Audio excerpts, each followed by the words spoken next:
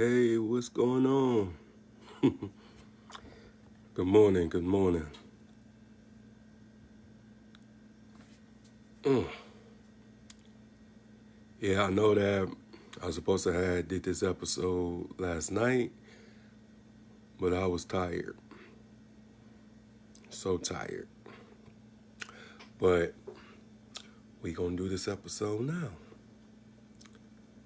But yes, this episode is about Sundown Towns. And what is a sundown town? It's a town that no African Americans lived. Or if they lived there, they better not been caught after dark. So I'm going to discuss the consequences of being caught in a sundown town after dark. Because many of these towns still exist, even though it's 2021, but these towns still exist. It's just crazy because a lot of people don't know about these cities and these counties and everything like that. And I'm glad that Lovecraft Country made this topic their first episode before it got canceled. You know, it's been really crazy. You know, the stuff that we went through as a people. And when people say that I'm not my ancestors and this and that, hell no, you're not. So our ancestors was the bravest people ever. You know, just to endured all that. But if you was caught after dark in one of these cities and counties, you would be beaten, you would be raped, you would be lynched, tarred and feathered, church would be bombed, you would be run out of town. And even as little kids, like when we would play outside, when the street lights came on, that means get your ass in the house. And that was the origin of that. And a lot of people don't know. And it's just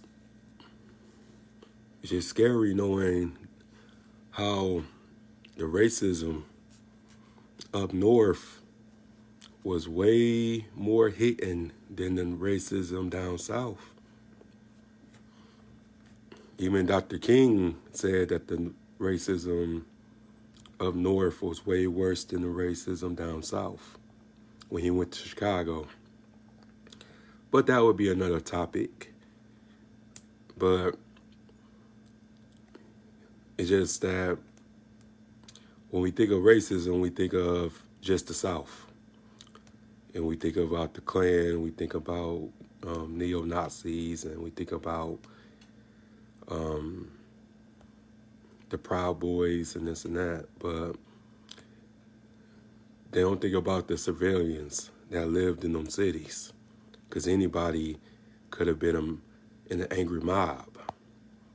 You know, you didn't have to have a membership with the Klan to be a part of the Klan.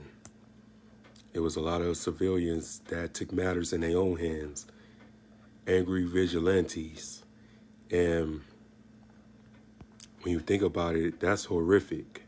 That's terror, you know, when you could have like your boss or a police officer or a judge or anybody could be somebody who can kill you on the spot because you got caught after dark in their county or city limits. And it's just a very scary image and scary scenario to think about.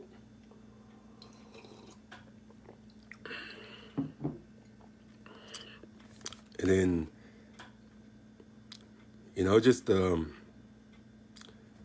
stuff that people take for granted, man, every day.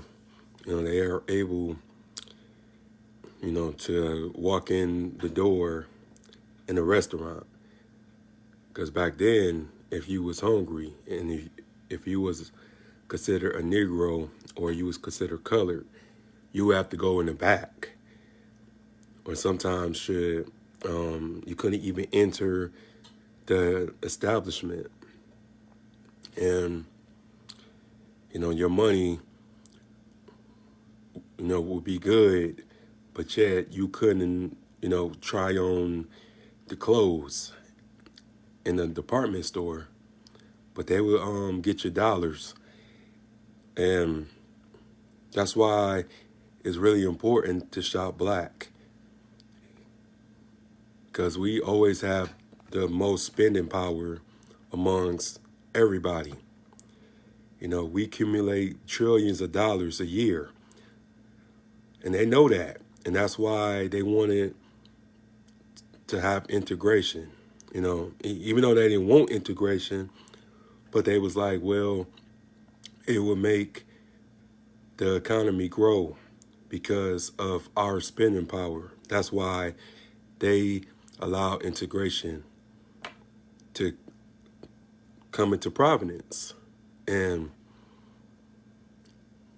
when people sit back and say ignorant things, you spitting in the ancestors' faces.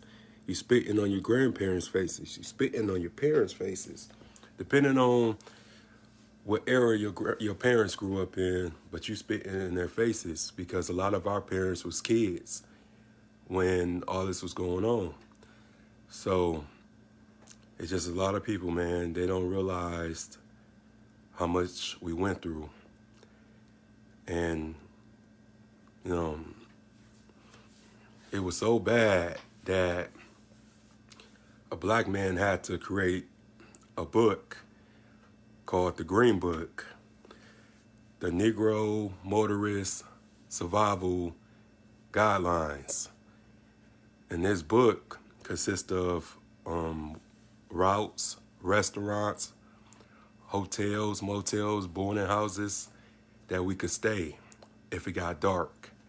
And that's why I always, pay homage to the past and the people that didn't get the chance to make it to the history books, and the people that didn't get the opportunity to see where we at today.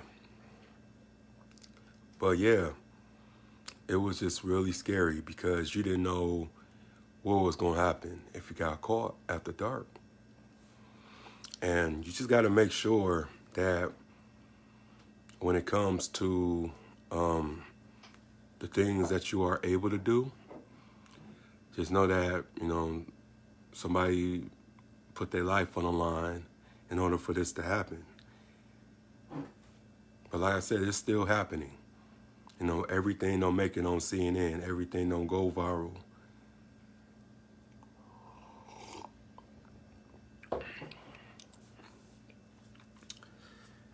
They didn't care who you were.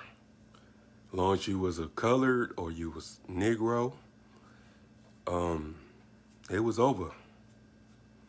And that's why we have to just make sure that we learn our history, because this stuff is easily repeating itself even to this day. And we just have to, do our research. And me being from Michigan, it was 8 Sundown Towns here.